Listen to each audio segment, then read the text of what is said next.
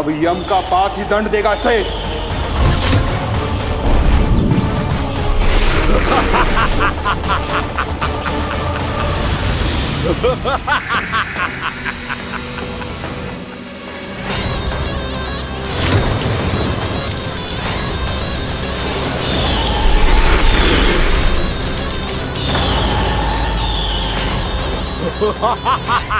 तूने जल की धार को भले ही काट दिया हो दुष्ट, पर हिम में धार नहीं होती।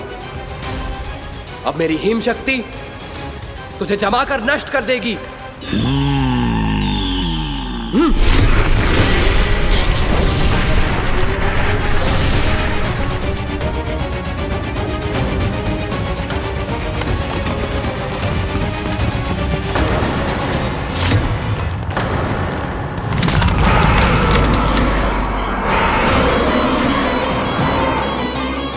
चंद्र, वरुण, यम, अग्नि, इंद्र, तुम में से कोई भी इस योग्य नहीं है कि मुझे पराजित कर पाए और इस विष्णु अवतार की रक्षा कर पाए।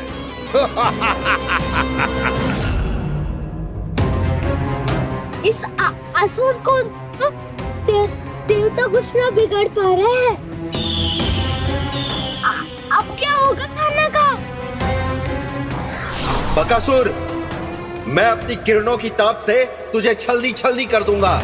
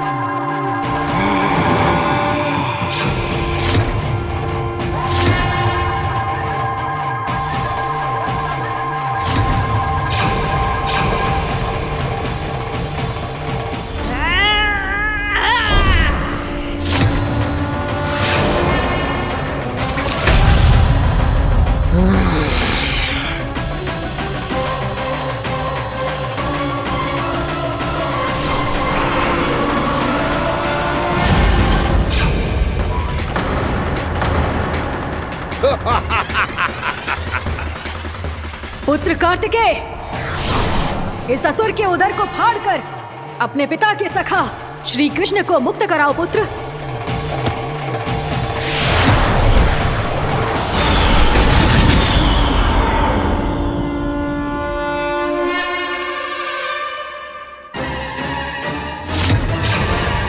मैंने कहा था, तुम में से कोई भी मेरा बाल भी बांका नहीं कर पाएगा। तुम देवताओं का तो सामर्थ्य ही क्या, स्वयं देवों के देव महादेव भी मेरा कुछ नहीं बिगाड़ पाएंगे। कृष्ण को अपने उदर में ही पचा जाऊंगा मैं।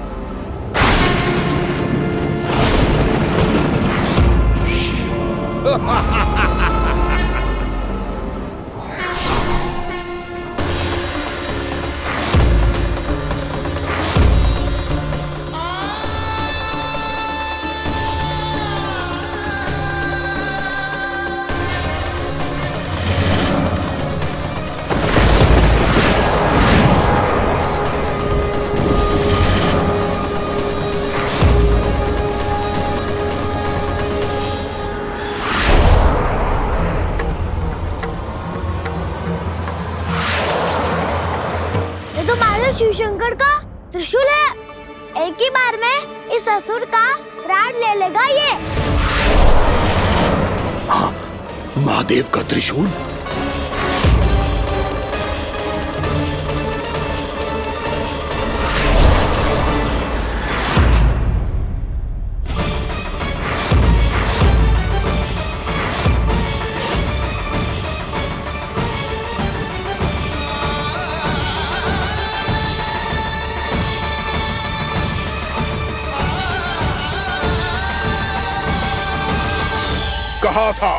कहा था मैंने, स्वयं महादेव भी मेरा कुछ नहीं बिगाड़ सकते। अजय हूं मैं, अजय।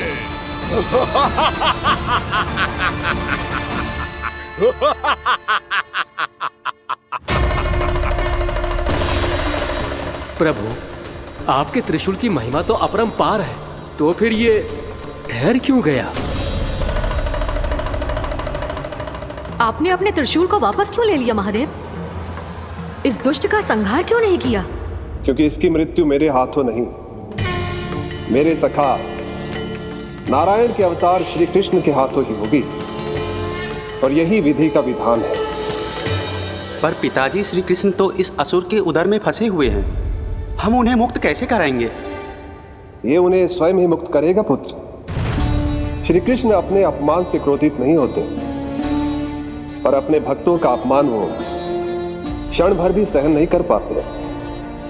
वकासुर यही भूल कर रहा है, हम सबका निरंतर अपमान करके वो उन्हें क्रोध दिला रहा है। वो ये नहीं जानता कि शीघ्र ही उन्हें अपने उदर में रख पाना उसके लिए असंभव हो जाएगा।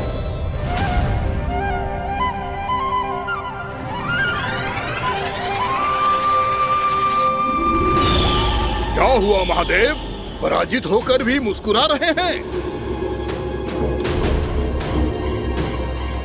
पर अब तो महादेव कहलाने के भी योग्य नहीं रहे आप। असफल देवताओं की इस अयोग्य सेना को लेकर चले जाइए यहाँ से। ना ये मेरा सामना कर सकते हैं और ना ही आप। मेरी शक्ति के सामने आप अक्षम हैं महादेव।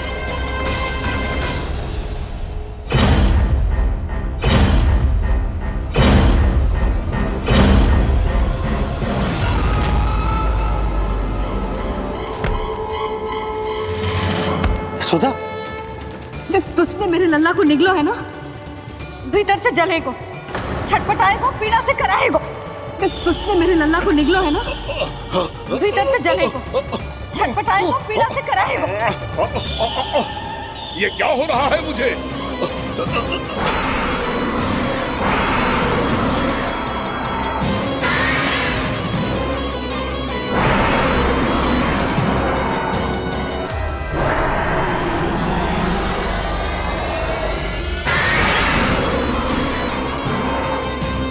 मुझे ऐसा क्यों लग रहा है जैसे भीतर से जल रहा हूं मैं? ये क्या हो रहा है मुझे?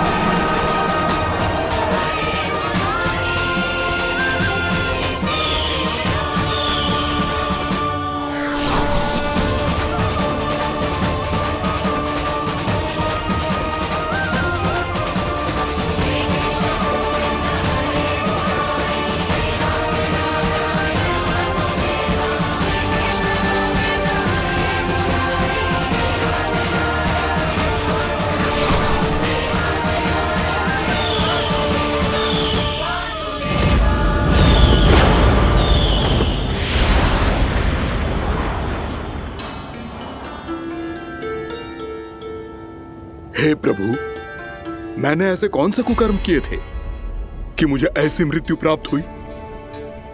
और ऐसे कौन से सुकर्म किए थे? क्या आपके हाथों से मुझे मोक्ष प्राप्त हुआ है प्रभु? में स्मरण करो, हे जरीस की पुत्र वक्कासुर।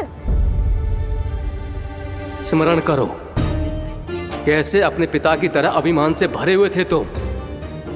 स्मरण करो, कैसे हमें पराजित करने के लिए पूरी सृष्टि को संकट में डाल दिया था तुमने, और हमें विवश होकर पराजय स्वीकार करनी पड़ी थी। स्मरण करो, कैसे तुमने देवराज इंद्र का छत्र चुरा लिया था। पर यह सब भी पर्याप्त नहीं था वक्कासुर। तुम्हारे पापों का घड़ा तब भरा था जब तुमने देवी गंगा के जल में साधना करते हुए जजाली मुनि की तपस्या में व्यवधान डाला था।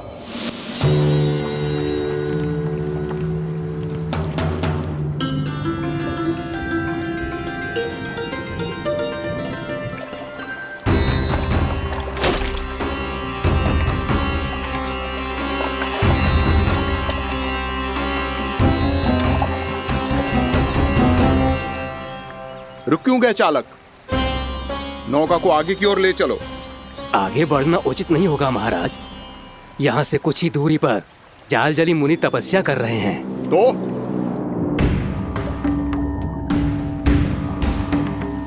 मेरे मत्स्य आखेट के क्षेत्र में इसने तपस्या करने की भूल की है।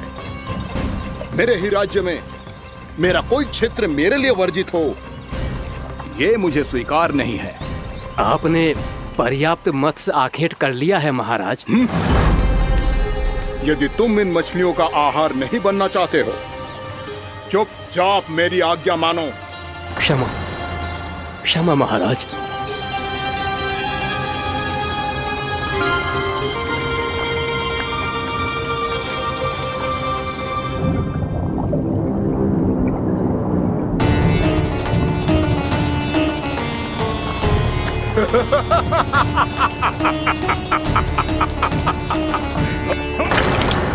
मुनिवर, रक्षा कीजिए, रक्षा कीजिए मुनिवर। हमारे प्राण बचाइए मुनिवर, मुनिवर हमारे प्राण बचाइए।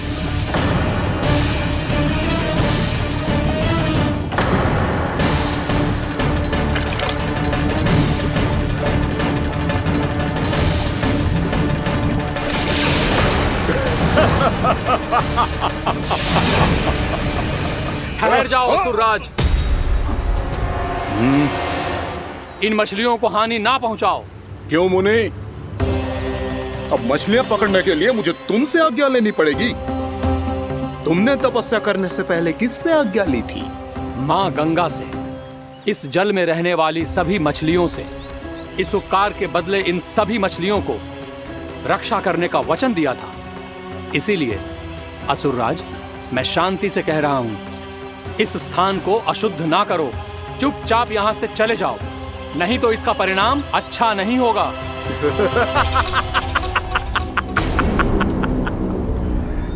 तुम जिन देवताओं की तपस्या कर रहे हो ना मुनि, उन्होंने भी मेरा कुछ नहीं बिगाड़ पाया था, और तुम मुझे धमकी देने का दुस्साहस कर रहे हो।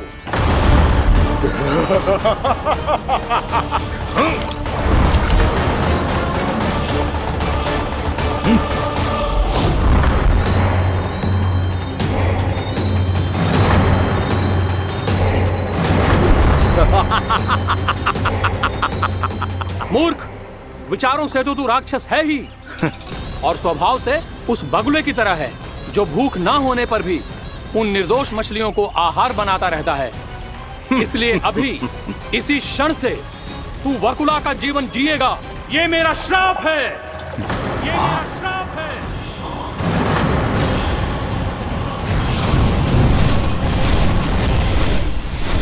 श्राप पाने के बाद तुम्हें आभास हुआ कि तुमने कितना बड़ा अपराध किया था, और तब तुम जजाली मुनि से क्षमा याचना करने लगे।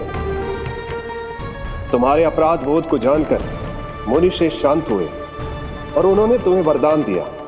श्राप से मुक्ति का एक ही मार्ग होता है असुर, पश्चाताप।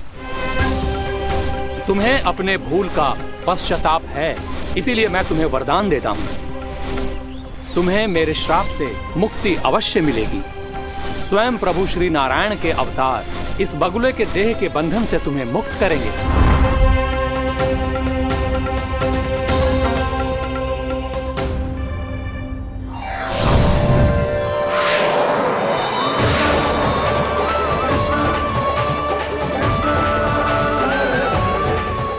हम स्वीकार करें प्रभु।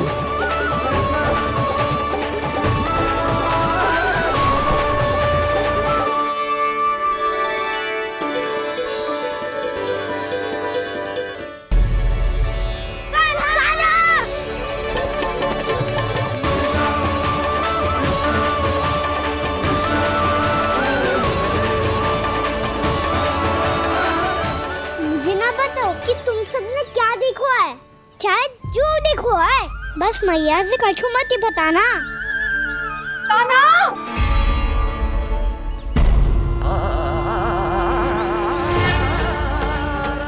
कान्हा! मेरा लल्ला!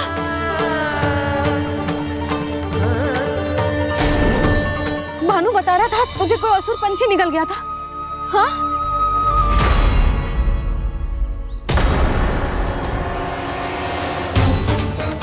हे नारायण, ये क्या है?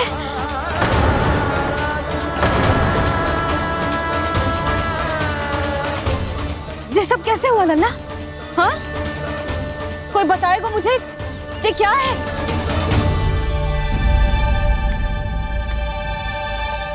श्रीधामा, मधुमंगल, चिची को सब कुछ बता दो। ये असुर पक्षी मुझे निगलने वाला था रानी भाभी, तभी अंतिम क्षण में कान्हा ने आके मुझे बचा लियो। और ये असुर पक्षी ने कही कि यह है वृंदावन का राजकुमार, नंदराज का लल्ला। इसके होते कोई भी वृंदावन वासियों को हानि ना पहुंचा सकते। रानी भाभी, कान्हा ने अपने प्राणों की चिंता ना करी और इस क्रूर राक्षस से भिड़ गयो और इस राक्षस पक्षी ने इसे निगल लियो। इतना पर्याप्त है भोला काका, सब कुछ बताने की आवश्यकता नहीं है। ये सब देख के सारी बालक मंडली इतनी व्याकुल हो गई कि सबने अपने प्राण अर्पित कर दिए और इस असुर पक्षी से कहे कि हमें खा लो और हमारे सखा को छोड़ दो। इन बालकों का पराक्रम देख के सभी देवतागण यहाँ आ गए और उनके हृदय भी पिघल गए और उन्होंने इस राक्षस पक्षी से युद्ध करके इसे मार गिराया। देवताओं के राजा इंद्र के वज्र का प्रहार तो मैंने अपनी आंखों से देखा है ताई जी। और फिर उसके बाद अग्निदेव ने अग्निवस्त्र का प्रहार किया। जय ना काकी, वरुण देव, कार्तिकेय, यमदेव सबने मिलके युद्ध किया इस राक्षस से। कहा था अभी मत बोलना, अरे सब मिलके फंसा दोगे मुझे। जय माँ भद्रकाली, हमारे शिव शंकर भी आए थे छोटी माँ। जाओ आप भी। बाबा साईता, मुझे लगता है कि ये कान्हा भी इन्हीं देवताओं में से एक है। संभव तो है चीची। स्मरण है, पूतना और तृणावर्त के आक्रमण के समय भी ऐसा ही हुआ था। सभी राक्षस मारे गए थे, पर अपने कान्हा को एक खरोच तक न आई थी। हाँ जीजी, मुझे लगता था कि श्री नारायण की विशेष कृपा है हमारे कान्हा पे, पर अब तो देख के लग रहा है कि हमारा कान्हा ही स्वयं श्री नारायण है। या फिर उनका अवतार है ये। अरे बस करो तुम सब, ऐसा कछु ना है। अरे जितनी बात सुनी है उससे तो यही लग रहा है कि कान्हा देवताओं और असुरों की युद्ध के बीच में फंस गया था। उसका इस सब से कोई लेना देना ना है। तो फिर इसके तन पे एक भी खरोच क्यों ना आया नंदराज? हाँ,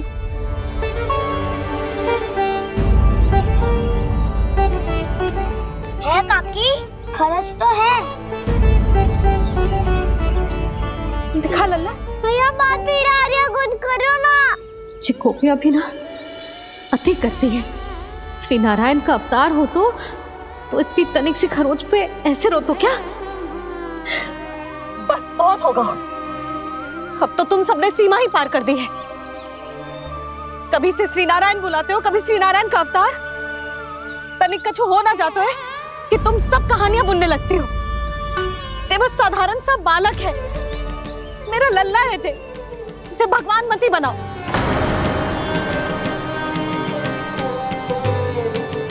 और तू क्या आवश्यकता थी तुझे यहाँ आने की?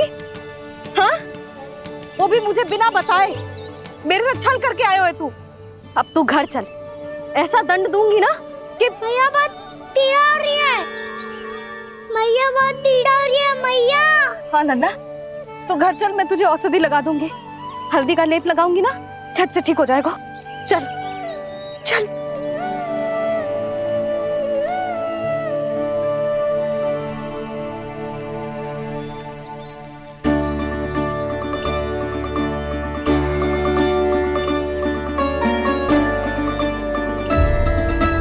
मैया बहुत पीड़ा हो रही है मैया।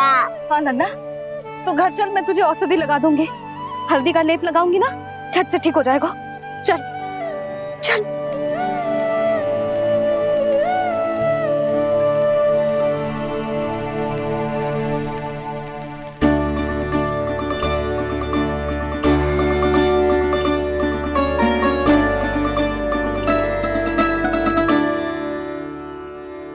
बस लल्ला बस, रो मत। चल चल चल, आजा। अभी औषधि लगाऊंगी ना, तेरी सारी पीड़ा लुप्त हो जाएगी। आजा आजा, बैठ जा लल्ला।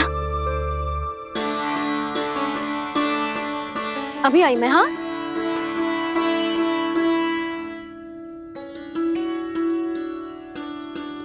मैया। अरे तो अभी तक रो है? क्या कह रही थी सारी गोपियां? बता। के मेरा लल्ला श्री नारायण का अवतार है, दिव्य है, भगवान है।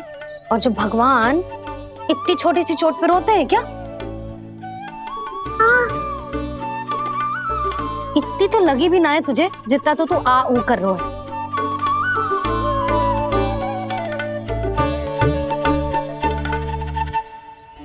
आओ ना, करूंगो। आप ऐसे दुलार थोड़ी करोगी।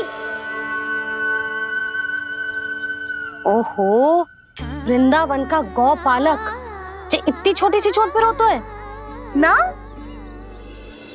गोप बालकों का मुखिया इतनी छोटी सी चोट पे रोता है।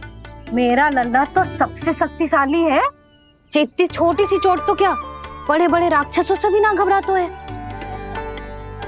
हाँ, एक बार में सबको समाप्त कर देता है कि ना? हाँ मैया, यदि कोई राक्षस वृंदावन की ओर टेढ़ी दृष्टि करके आएगा तो सबसे पहले कान्हा को सुरक्षा में खड़ा पाएगा, फिर चाहे जो बाल बन के आए या बगुला बन के।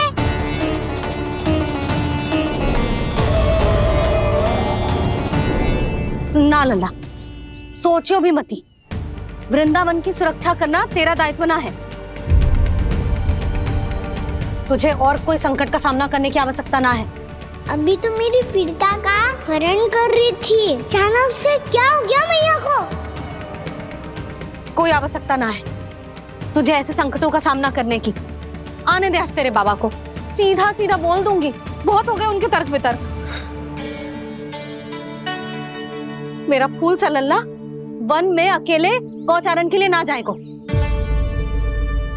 आज बगुले ने निकल लियो, कल कछु और हो जाए तो? नारायण ना करे, कहीं कछु ऊंच नीच तुझे कछु हो जाए तो? मैं तो जीते जी मर जाऊंगी।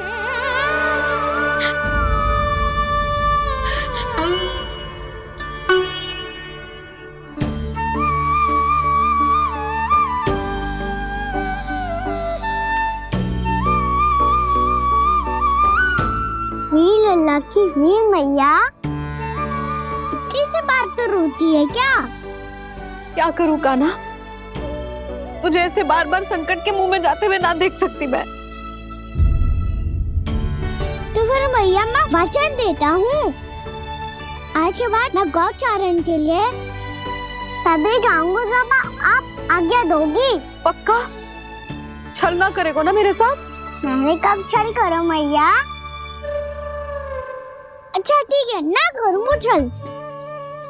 यदि आपसे पूछे बिना बाहर निकलो तो तो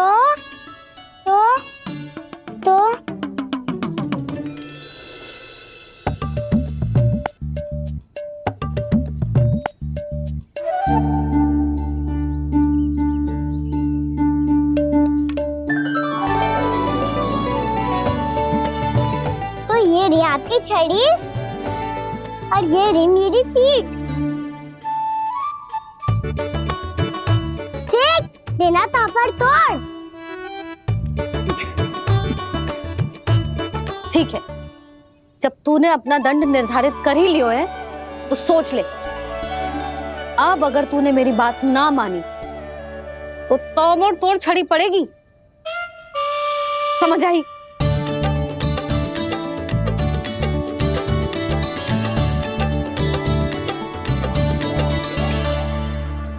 अच्छा ही है कि कान्हा कुछ दिन घर ही रहे। आज वन में जो हुआ है अवश्य कंस ने ही करवाए हुए वो सब।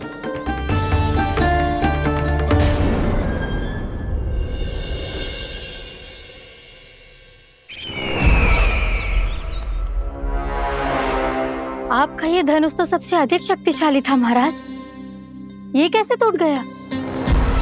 कहीं ये बकासुर की पराजय का संकेत तो?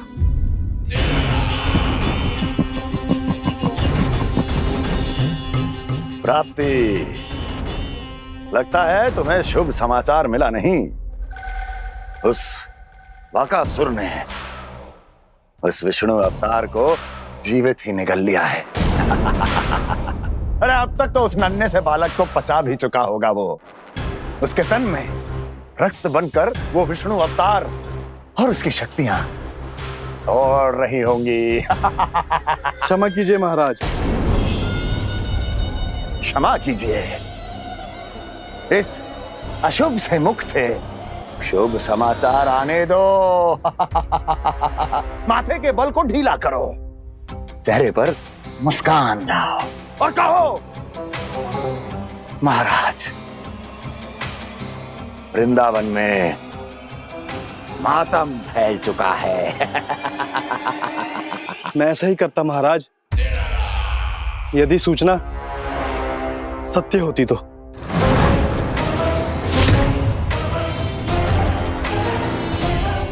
कहना क्या चाहते हो?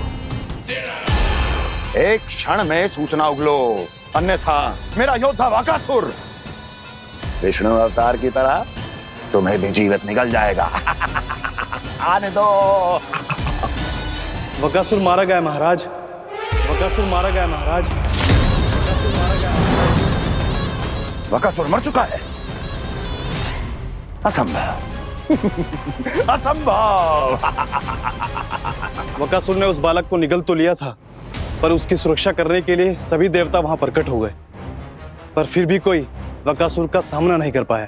और फिर क्या हुआ? वो बालक स्वयं ही बकासुर के उदर से बाहर आ गया और उसकी चोंच तोड़कर उसकी हत्या कर दी।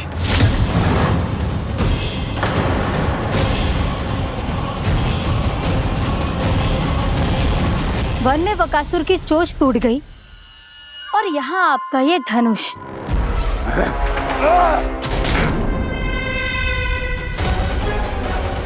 केवल नहीं टूटा तो आपका ये भ्रम महाराज।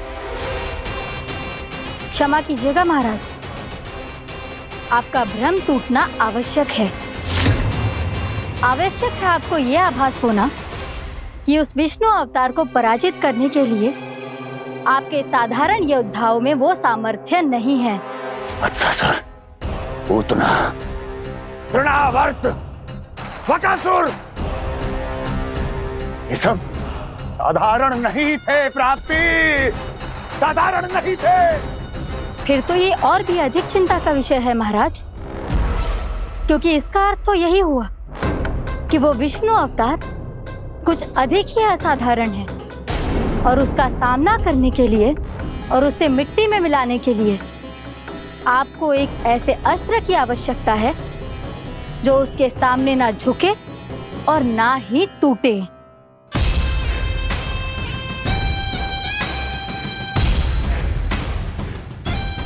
तो फिर मैं ऐसा ही अस्त्र ढूंढूंगा, चाहे आकाश पाताल एक क्यों ना करना पड़े मुझे।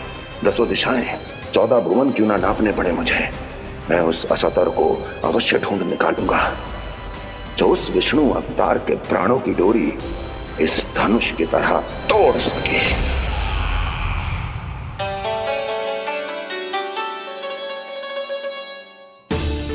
थैंक्स पापा, मैंने मैया को वचन दिया है कि जब तक नहीं चाहेंगी मैं वन नहीं जाऊंगा। इसलिए आप मुझे मारने के लिए कोई शक्तिशाली असुर ढूंढने में व्यस्त रहो। कुछ दिन तब तक मैं व्यस्त रहूंगा अपनी मैया की सेवा करने में।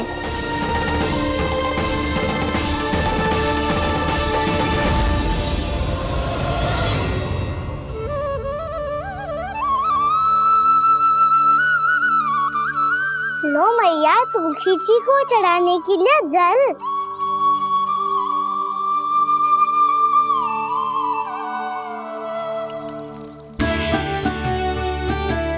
लो मैया, और आटा।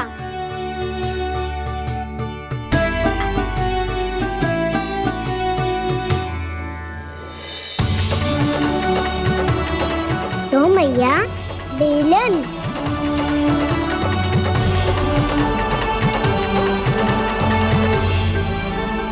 ले, तनिक खा ले। ओ मैया, भूख ना लगी है।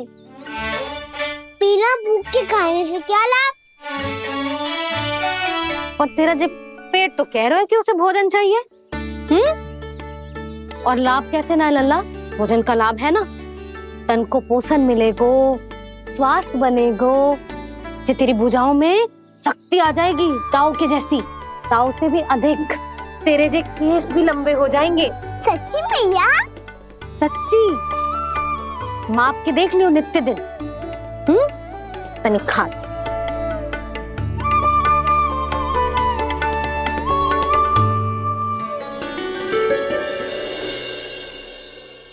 मान के मैया का कहना, छक के भोजन खाते हैं, नित्य मापते भुजा केश, पर ज्यों का त्यों ही पाते हैं।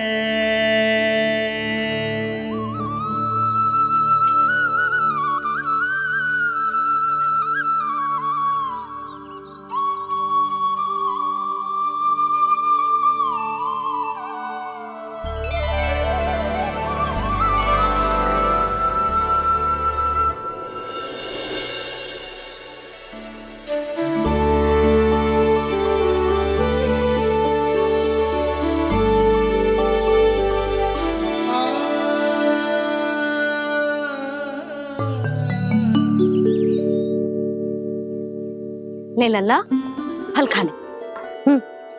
ना, मुझे ना खाने फल वल। क्यों? लंबे केस और शक्तिशाली भुजाएं ना चाहिए? व्यर्थ है ये सब। पिछले 10 दिनों से देख रहा हूँ, ना केस लंबे हुए हैं, ना भुजाएं शक्तिशाली बनी है। 10 दिन में का चुनाव होने वाला। 10 सप्ताह ऐसे खाएगो ना, तब जाके कछु बदलाव दिखेगो। समझ आई? चल अब खा ले। वैसे भी मुझे बहुत सारी तैयारियां करनी है आज। इसीलिए मैया, एकादशी के व्रत के लिए लल्ला। सुनो जी, सारी सामग्री आ गई? हाँ, तुमने जो कही थी सब ले आए हूँ।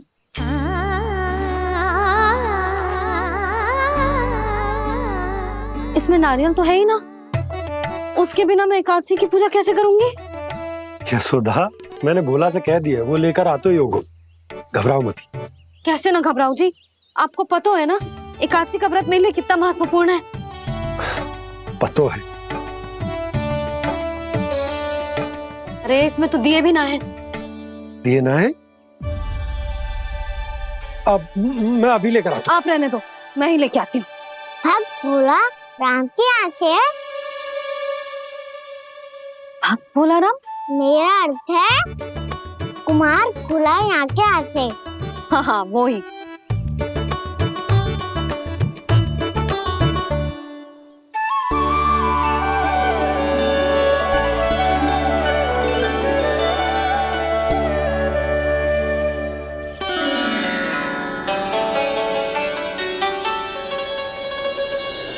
श्री हरि, श्री हरि, मेरे श्री हरि।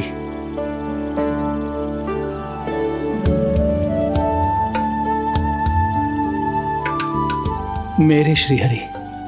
भोला राम, मेरी मटकी तैयार है? मेरे श्री हरि, मेरे श्री हरि।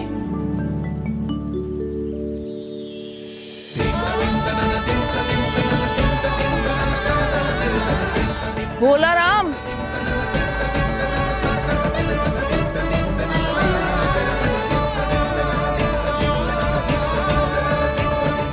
भोला काका, ओ भोला काका।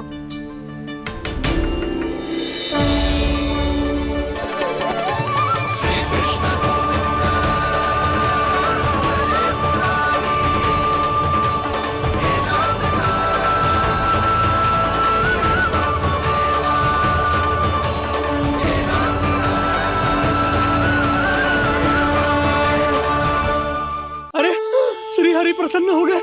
मेरे श्री हरि आ गए, मेरे भगवान आ गए। मेरे श्री हरि आ गए, मेरे भगवान आ गए। मेरे श्री हरि आ गए, मेरे भगवान आ गए। मेरे श्री हरि आ गए, मेरे भगवान आ गए।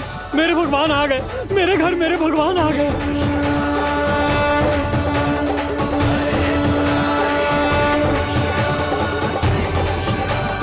मेरे घर आ गए, मेरे श्री हरि आ गए। हाँ, मेरे श्री हरि आ गए। जे तो बावले थे ही, अब बालकन को भी साथ में मिला लिए। उज्जवल क्या कर रहा है? अरे ठहर जा भोला।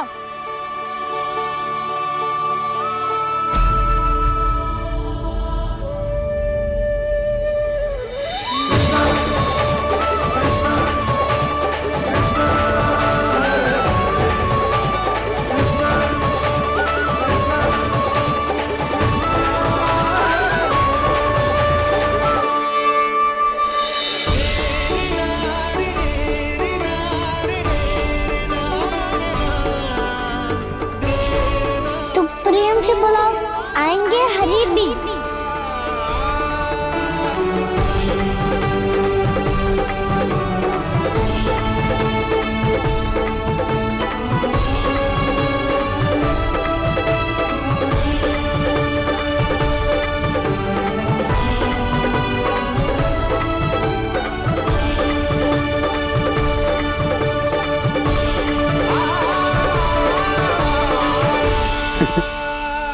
क्या वो गाना?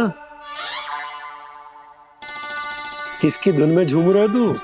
निर्मल निशा भक्ति की धुन में।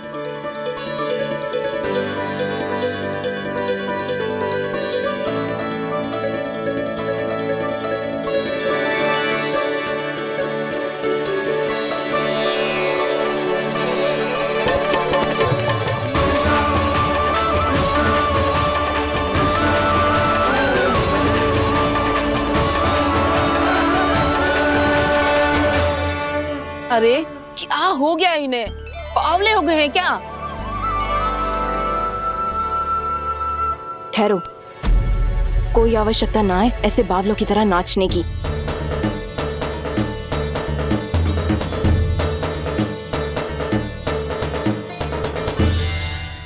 जे बावले ना है मौसी, भक्ति में रम गए। बस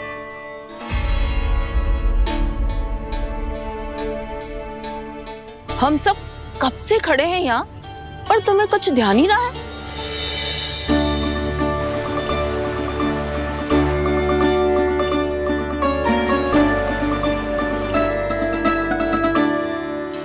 नाच गाने में ऐसे मगन हुए कि हमें देखा भी ना। मुझे नाचते हुए देख मेरे श्री हरि को इतना आनंद आ रहा था कि मैं अपने आप को रोक नहीं सका। और वैसे भी मेरे जन्म का एकमात्र उद्देश्य है श्री हरि की सेवा करना, श्री हरि को प्रसन्न करना। तुम बावले हो भोला राम, या हमें बावला बना रहे हो? श्री हरि और तुम्हें देख रहे हैं? हाँ, अभी वो यहीं थे, देख रहे थे। भोला काका, आपने भी ना अति कर दी। अब हमें भी बताओ तनी, कहाँ थे श्री हरि?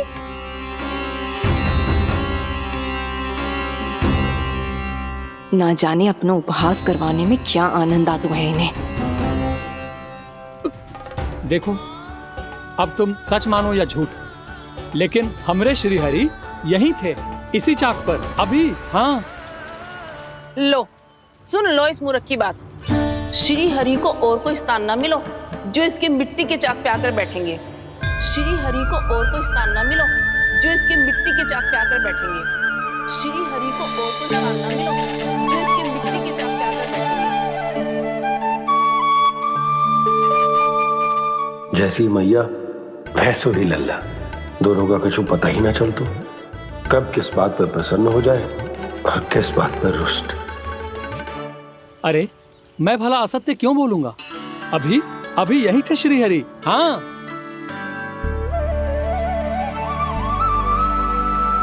हाँ, जैसे श्री हरि को तो कोई कार्य है ही ना, वो तो आतुर होके बैठे रहते हैं कब तुम हरि हरि बुलाओ और वो दौड़े चले आए।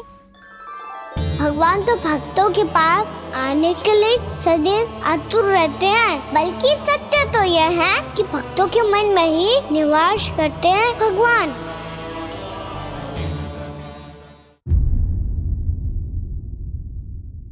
अरे मैं भला असत्य क्यों बोलूंगा? अभी अभी यही थे श्रीहरि। हाँ,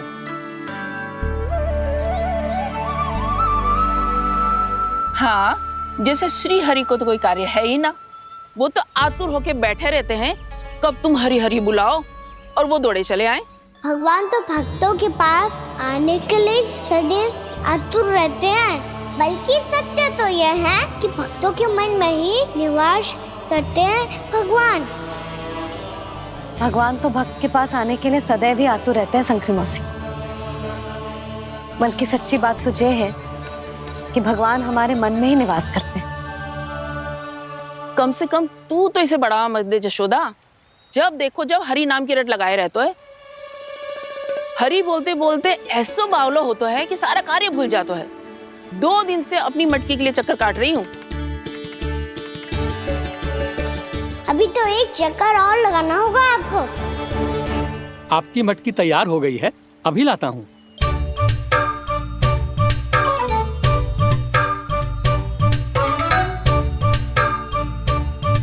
लो जी मटकी।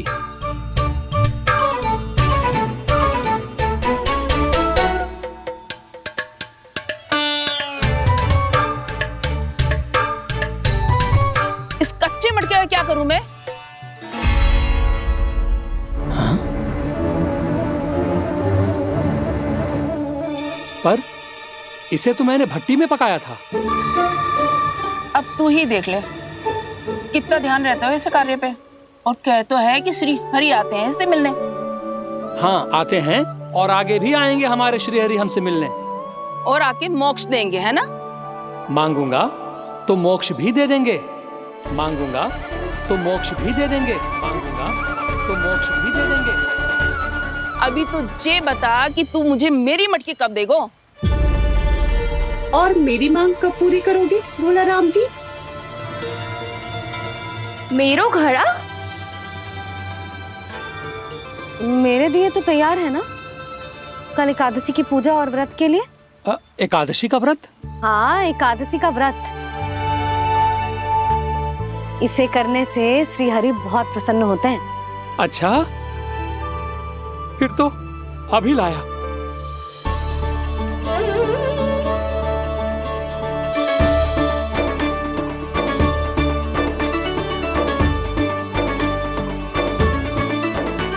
लो जी आपके दिए।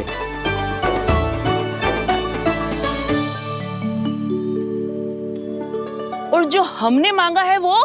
बाकी सब शेष द्वादशी के दिन मिलेगा, क्योंकि कल मैं भी एकादशी का व्रत रखूंगा, क्योंकि कल मैं भी एकादशी का व्रत रखूंगा, क्योंकि कल मैं भी एकादशी का व्रत रखूंगा।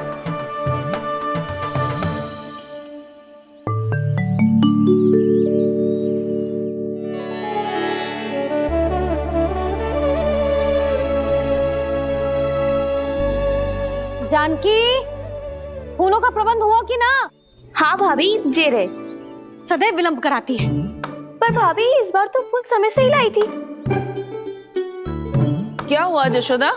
अभी तो पूजा की तैयारी ना हुई? देखो ना मौसी, ये जानकी ना कुछ छूट ही जाता है इसके कारण।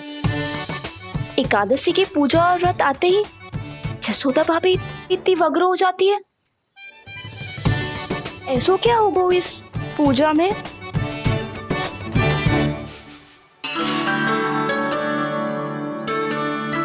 ये थाली में रोली चंदन रखने से, दिया जलाने से के होगो? आपको पता भी है एकादशी का व्रत क्यों रखते हैं? क्या महत्व है इसका? लो, जे तो मैं जसोमती रानी से पूछना भूल ही गया। पर हाँ भगवान, मेरे लिए इतना ही पर्याप्त है कि इस व्रत को रखने से मेरे श्रीहरि हमसे प्रसन्न हो जाएंगे।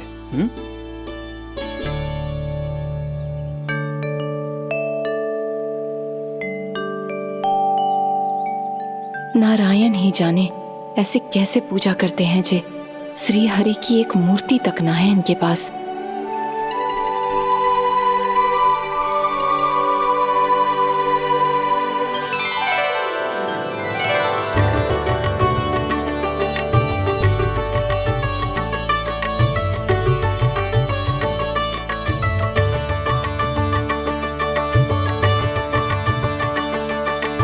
प्रभु, न तो मेरे पास मूर्ति है और ना तो इस व्रत के विधि विधान के बारे में मुझे जानकारी है और ना ही मुझे इसके महत्व के बारे में जानकारी है, पर फिर भी मैं करना चाहता हूं।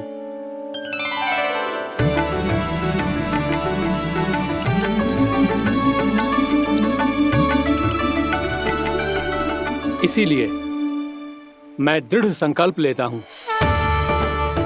पूरी निष्ठा के साथ, श्रद्धा के साथ और पूरी आस्था के साथ मैं इस व्रत को संपन्न करूंगा।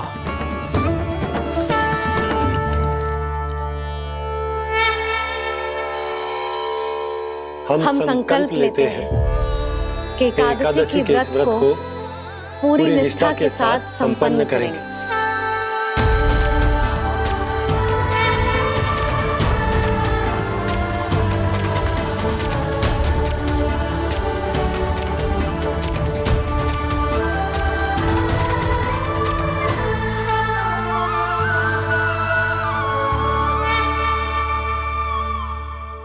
तुलसी जी के पत्ते तो है ही ना।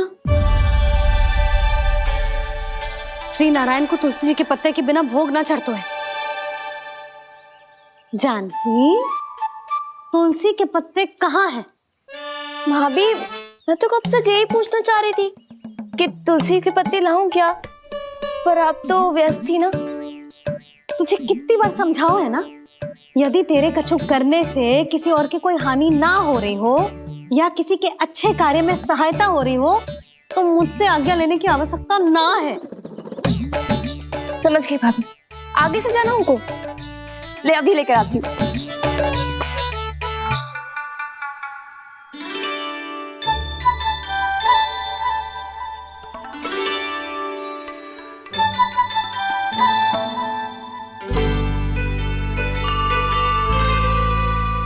ताऊ, आपने पहले ये व्रत करो है?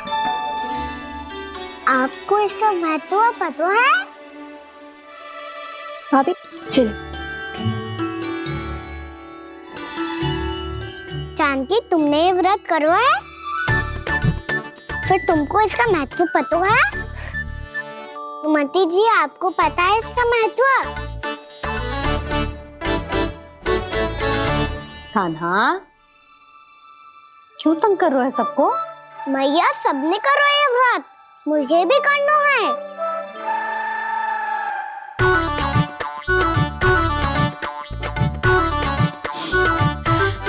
ये व्रत केवल बड़ों के लिए होती है लल्ला। जब आप ये व्रत कर सकती हो, बाबा कर सकते हैं, ये सारी गोपियां कर सकते हैं, वो भी कर सकते हैं, तो मैं क्यों ना कर सकता? क्योंकि तू कल तक भूखा ना रह पाएगा लल्ला। जब भक्त रह सकते हैं, फिर मैं क्यों नहीं रह सकता? मेरा अर्थ है कि नारायण के भक्त मैया, मैया मान जाओ ना, मुझे करने दो ना ये व्रत। अपनी लल्ला पे आप विश्वास ना है आपको? विश्वास है। अच्छा ठीक है, तू भी कर ले।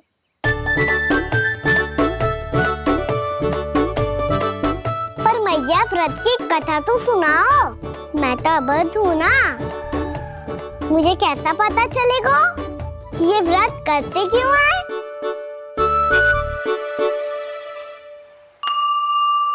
प्रभु, मुझ अबोध को कैसे पता चलेगा कि इस व्रत का क्या विधि विधान होता है और क्यों रखा जाता है और इसका महत्व क्या होता है?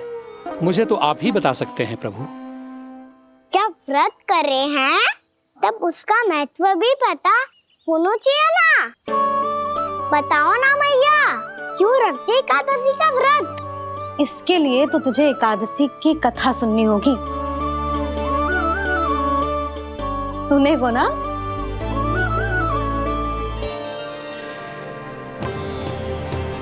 वसुदेव सुतं देवं कंसचाणूरमर्दनम् श्रीहरि, यशोद परमानन्दम् कृष्णं वन्दे जगद्गुरुम्। वाह प्रभु, अपने भक्तों को एकादशी व्रत का महत्व समझाने का अच्छा उपाय खोज निकाला है आपने।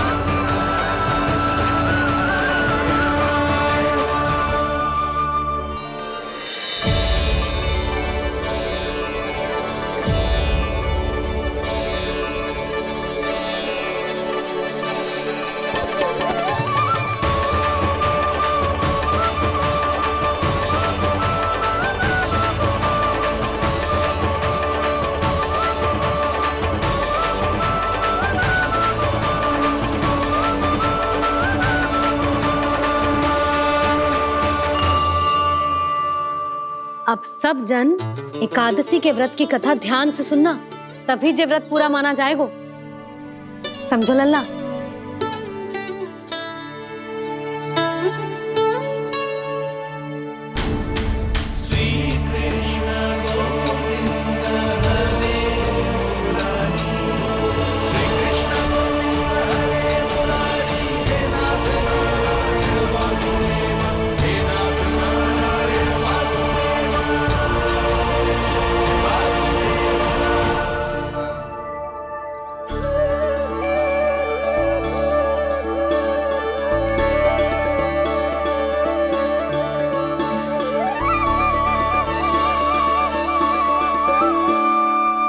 सतयुग में चंद्रावती नाम के नगर में मूरा नाम का एक असुर राज्य करता था। ओम ब्रह्मदेवाय नमः। ओम ब्रह्मदेवाय नमः। ओम ब्रह्मदेवाय नमः। ओम ब्रह्मदेवाय नमः।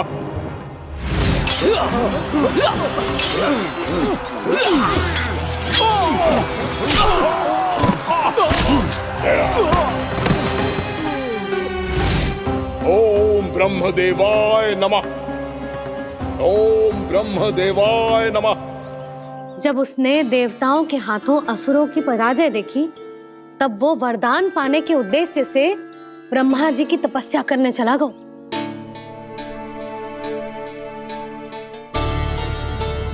शीघ्र ही मूरा की तपस्या सफल हो गई और ब्रह्मदेव जी उससे प्रसन्न हो गए।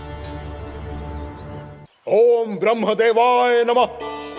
ओम ब्रह्मदेवाय नमः। ओम ब्रह्मदेवाय नमः। ओम ब्रह्मदेवाय नमः। ओम ब्रह्मदेवाय नमः। ओम ब्रह्मदेवाय नमः। ओम ब्रह्मदेवाय नमः। ओम ब्रह्मदेवाय नमः। ओम ब्रह्मदेवाय नमः। मूरा, प्रणाम ब्रह्मदेव। तुम्हारी तपस्या सफल हुई।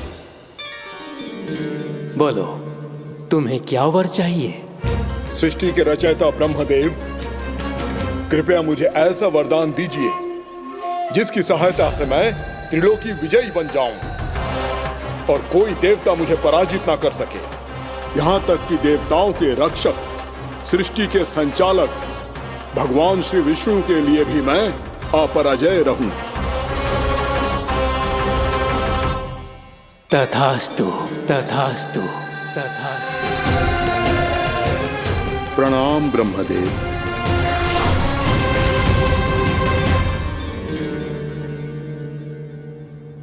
ऐसा वरदान पाकर मूरा बहुत अभिमानी होगा।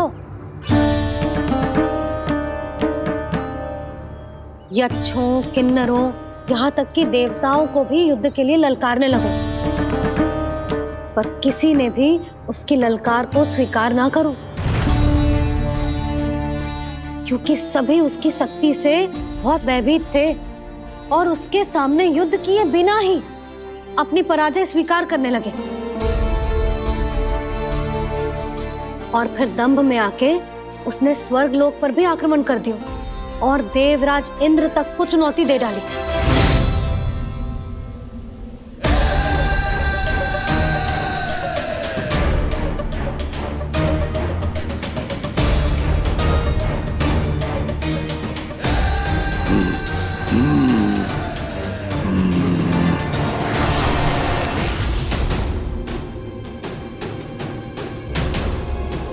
मैं प्रतीक्षा कर रहा हूं देवराज, क्या उत्तर है तुम्हारा? मुझसे युद्ध करोगे या फिर बिना लड़े ही पराजय स्वीकार कर मेरे अधीन हो जाओगे और सौंप दोगे मुझे अपना ये स्वर्ग लोक? सारी शक्ति तुम्हारे मुख में है या कुछ बाहुबल भी है तुम्हारे पास? मैं तुम्हारी चुनौती स्वीकार करता हूं मूरा, मैं तुम्हारी चुनौती स्वीकार करता हूं मूरा।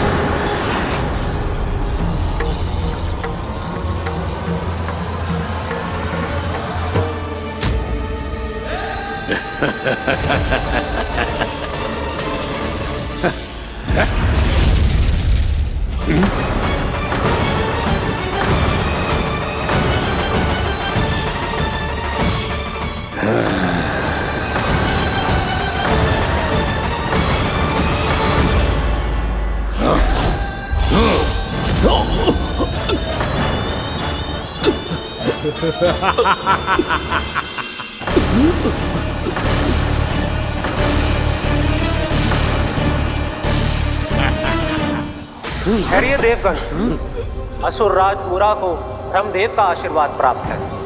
आप में से कोई भी इन्हें पराजित नहीं कर पाएगा।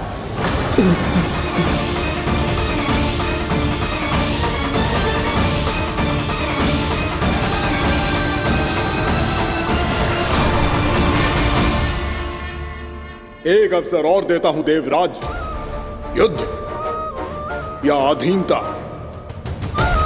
क्या उत्तर है तुम्हारा देवराज?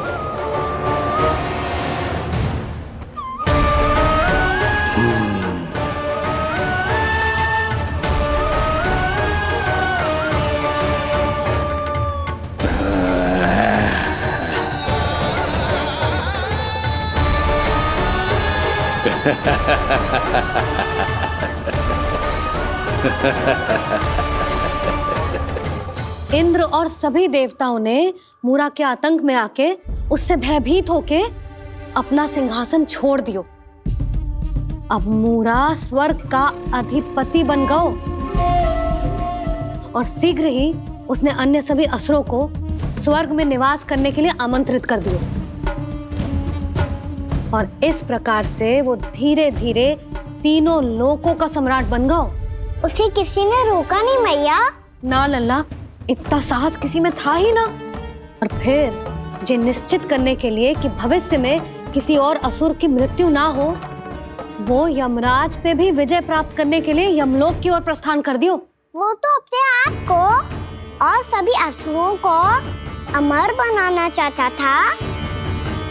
पर देवता और यमराज भी उसकी जो योजना समझ गए थे, इसीलिए उसके आने से पहले ही सारे देवताओं ने श्री नारायण से सहायता के लिए गुहार लगाई।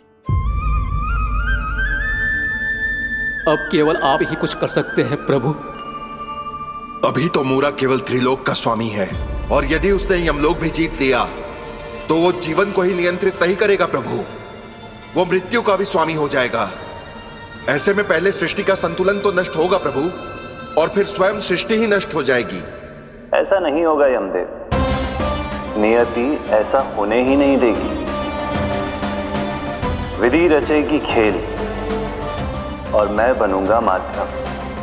असुर राज मुरा का सामना मैं करूंगा। बस आप मुझे चुनौती देने के लिए उसे तैयार कर लीजिए, चाहे उसके लिए आपको साम दाम दंड भेद कोई भी उपाय क्यों ना अपनाना पड़े।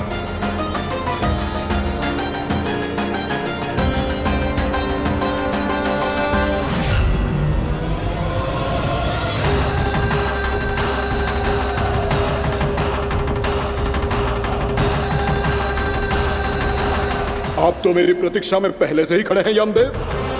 तब तो आपने मेरी चुनौती के बारे में भी सुना ही होगा। कहिए, क्या उत्तर है आपका? मेरा स्वागत करके अपना राज्य त्यागेंगे या मेरा सामना करके अपने प्राण? असुर राज मुरा का सामना मैं करूंगा। बस आप मुझे चुनौती देने के लिए उसे तैयार कर लीजिए, चाहे उसके लिए आपको साम दाम दंड भेद कोई भी उपाय क्यों ना अपनाना पड़े।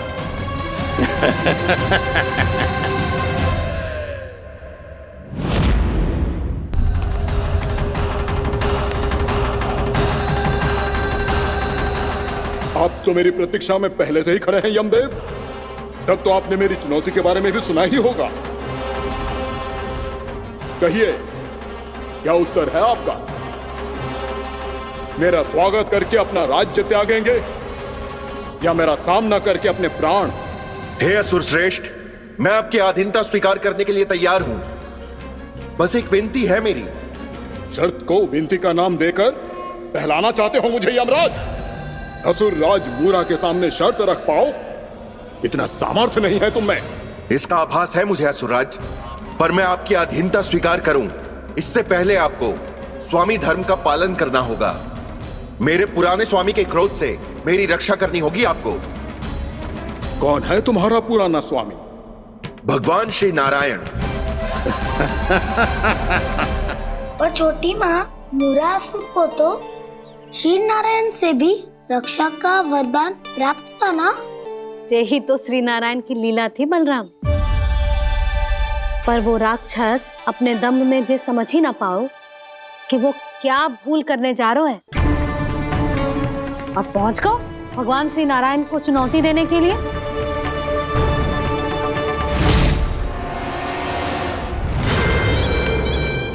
वही ठहर जाओ असुर राज मुरा।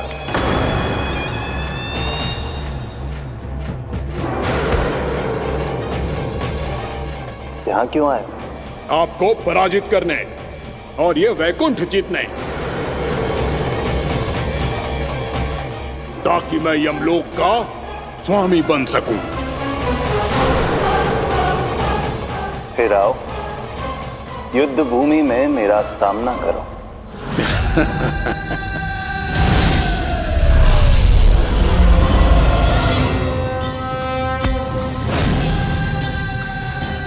ये नहीं जानते कि इनसे ना हारने का वरदान तो मैं पहले ही प्राप्त कर चुका हूं, इसलिए युद्ध ठीक से आरंभ हो पाए उससे पहले ही इन्हें जीत लूंगा मैं।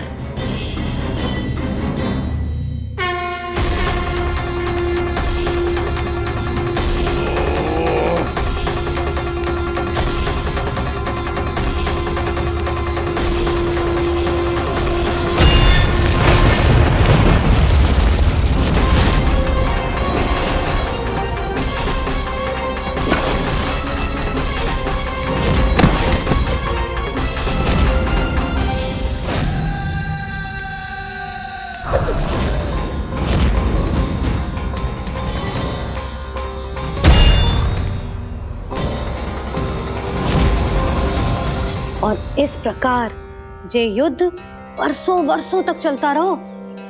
दोनों योद्धा पूरे ब्रह्मांड में अनेक अस्त्रों शस्त्रों के साथ युद्ध करते रहे।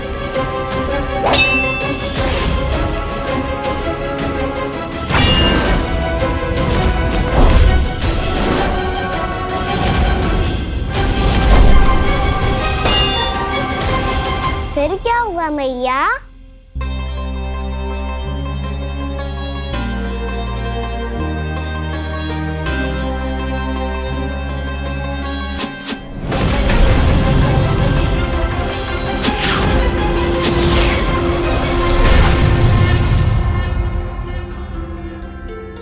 उस युद्ध को कभी समाप्त हुआ हो, पर कैसे? शीघ्र ही वो राक्षस थक गौ लल्ला।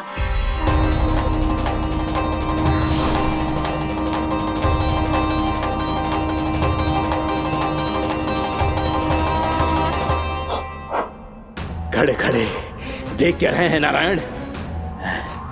आक्रमण कीजिए, वध कर दीजिए मेरा।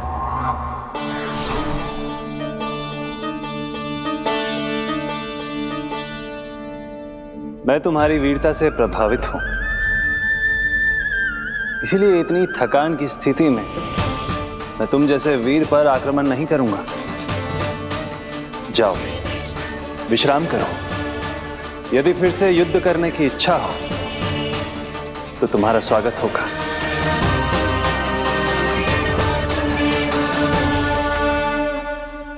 जे कह के श्री नारायण बद्रिका आश्रम चले गए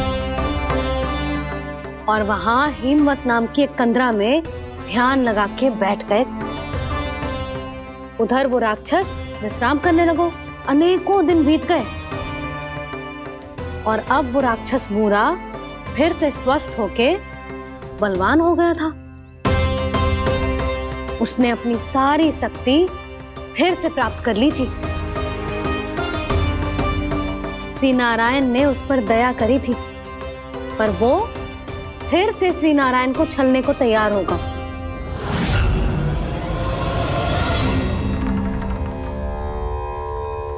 ध्यान में बैठे बैठे श्री नारायण योग निद्रा में चले गए, पर दुष्ट मूरा इसी अवसर का लाभ उठा के उनकी कंदरा में घुस आयो ताकि वो सोते हुए श्री नारायण पे आक्रमण कर सके।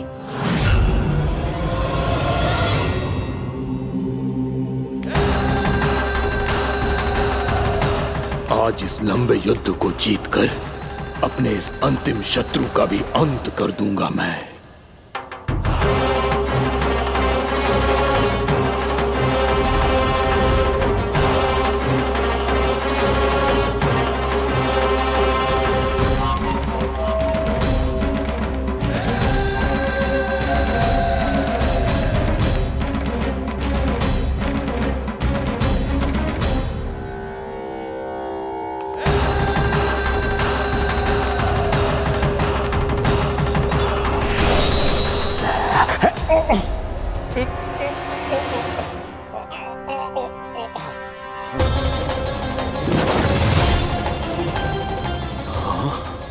दुष्ट राक्षस,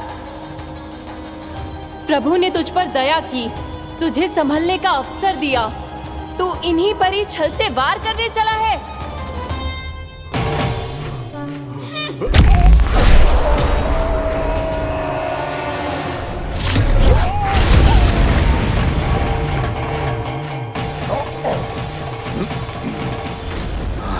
मैं अजय हूँ, मुझे कोई पराजित नहीं कर सकता। ब्रह्मा का वरदान है मुझे। तूने नारायण से अपराजय होने का वरदान मांगा था मूर्ख, उनकी शक्ति से नहीं। ध्यान से देख, मैं तेरी मृत्यु हूँ, मृत्यु।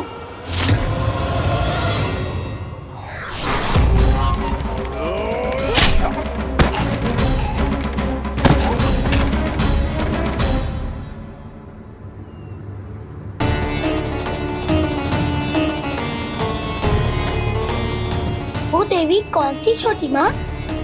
और कौन बलराम, वो ही तो थी देवी एकादशी।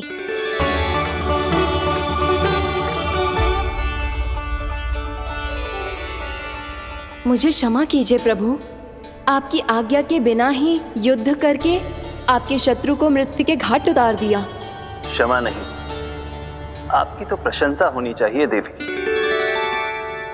असुर राज को मारकर आपने सभी देवताओं को मुक्त करवाया है। इस पापी के अहंकार से तीनों लोकों की रक्षा की है आपने। आप एकादशी की तिथि पर मेरी एकादश इंद्रियों से उत्पन्न हुई हैं। इसीलिए मेरे सभी भक्त आपको उत्पन्न एकादशी के नाम से जानेंगे। सभी तिथियों में आपका स्थान सर्वश्रेष्ठ होगा। जिस तरह आपने राक्षस के आक्रमण से मेरी रक्षा की है, उसी प्रकार एकादशी के दिन व्रत करके जो भी भक्त आपकी कथा सुनेगा, मैं स्वयं उसकी रक्षा करूंगा। जो आपकी पूजा करेगा उसे मेरी विशेष कृपा प्राप्त होगी और उसके साथ साथ उसे मिलेगा धन, सिद्धि और मोक्ष।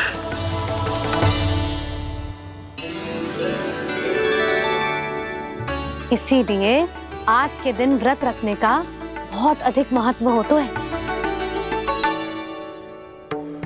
बोलो एकादशी मैया की जय। बोलो श्री नारायण भगवान की जय।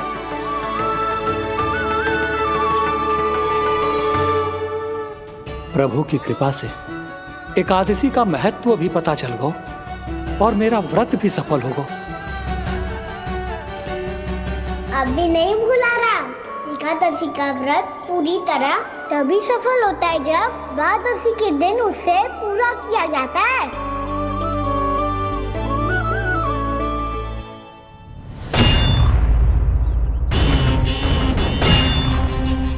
आवश्यक है आपको यह आभास होना कि उस विष्णु अवतार को पराजित करने के लिए आपके साधारण योद्धाओं में वो सामर्थ्य नहीं है।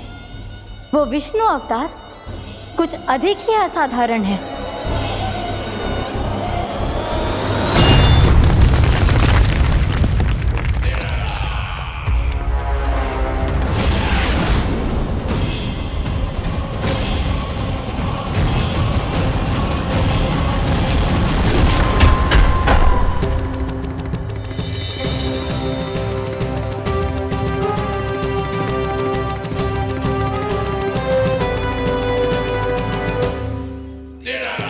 अब मैं दिखाऊंगा उस विष्णु अवतार को असाधारण शत्रु क्या होता है।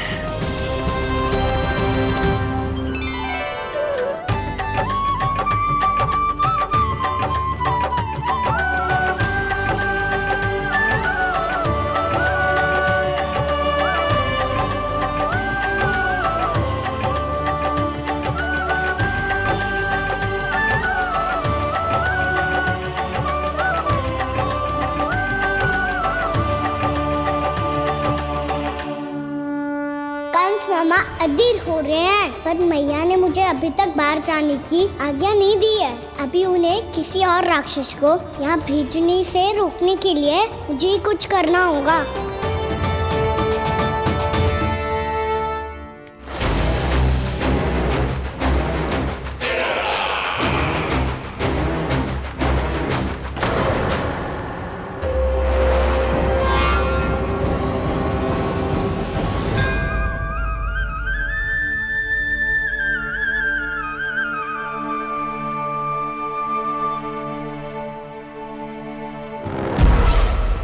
कौन हो तुम?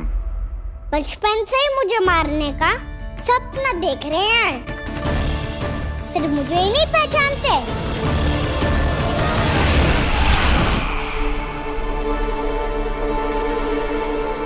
बचपन से विष्णु अवतार। कोई कान्हा बुलाता है तो कोई मुरलीधर पुकारता है, कोई माखन चोर कहता है, कोई कहता है चिच्चोर।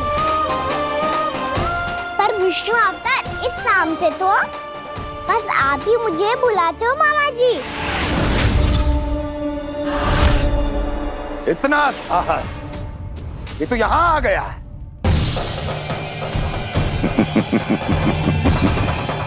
यहां आ तो गया तू विष्णु अवतार, किंतु यहां से जीवित नहीं जाएगा। तेरे शीश को तेरे धड़ से अलग कर दूंगा मैं।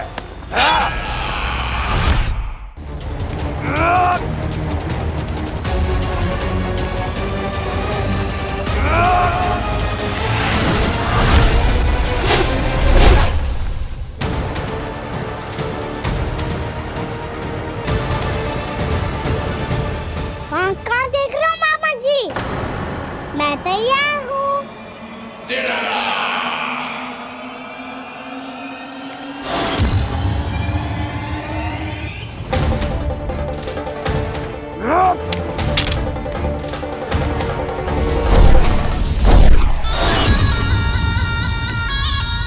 मामा जी, आप सदैव इसी तरह क्रोध में रहते हो क्या?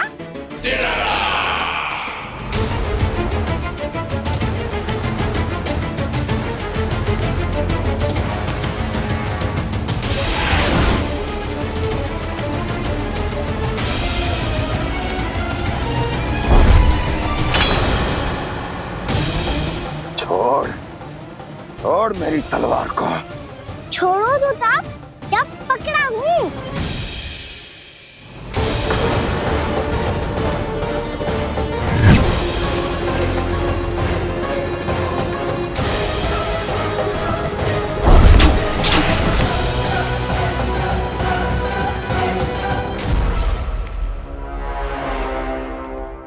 मामा जी,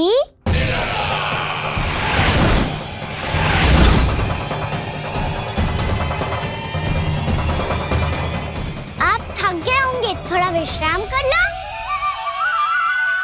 आपका तो पता नहीं, मैं अवश्य थक गया हूँ।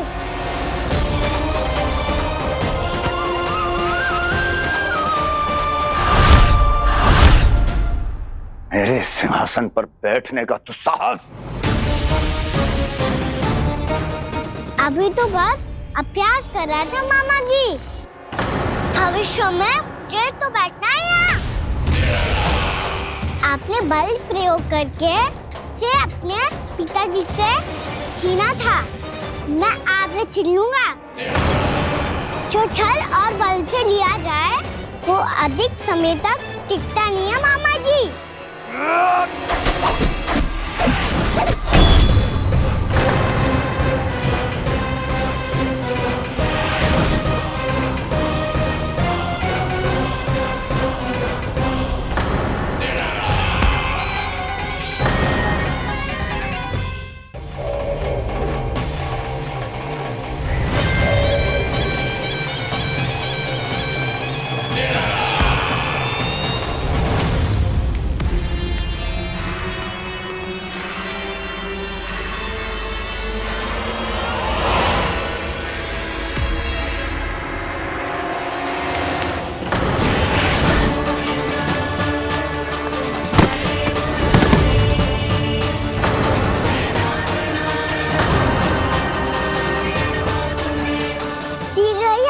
सिंहासन छोड़ना होगा।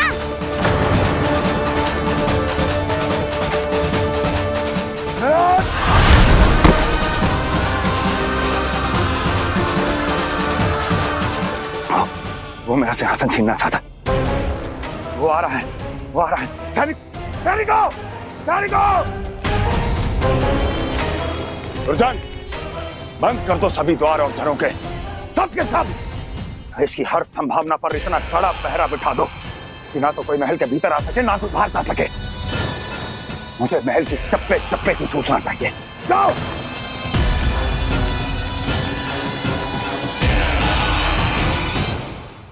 सिंहासन।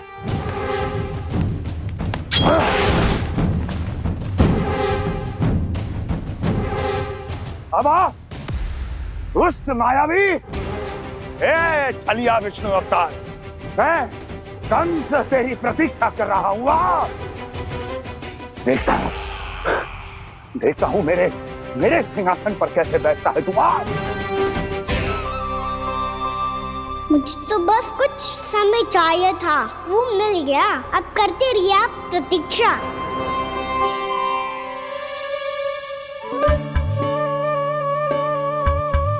जी अपने आप से बातें क्यों कर रहे हैं जी?